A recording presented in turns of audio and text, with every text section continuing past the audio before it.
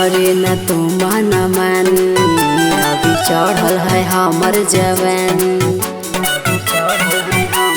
हे रे ऐसे कहरे न तू मन मानी, अभी चढ़ल है हमर जवानी। हे के हमारा बनाई ले भरवा कि सुबह शाम रोज लेबोगे, बतारे वाला डोज देबोगे कि सुबह शाम रोज लेबोगे, बतारे वाला डोज देबोगे।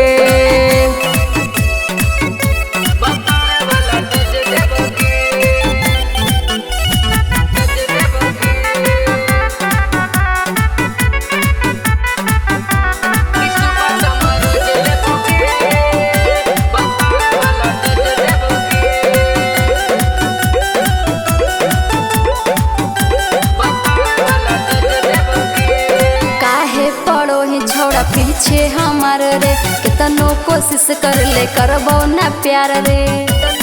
रे बुझली आगे हवाला चीजवा दे दे एक बार गे, कहाँ मांगो हियो हम हर बार गे। अभी काचे है हमर जवानी, ऐसे करबी त हो जैते हानि। हे गे हमारा बनाई ले भरवा कि सुबह शाम रोज लेबोगे, बतारे वाला डोज देबोगे कि सुबह शाम रोज लेबोगे, बतारे वाला डोज देबोगे।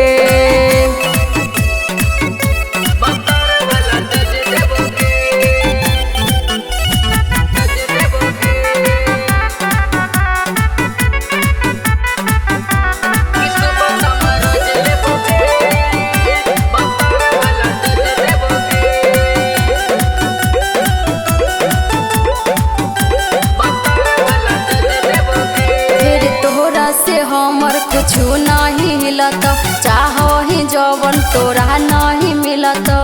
बुझली रे अगे हमरे सछौली मजा तोरा मिलत, राते के छौली पलंगिया गे हिलत। अभी काचे है हमर जवानी, ऐसे करबी त हो जैते हानि।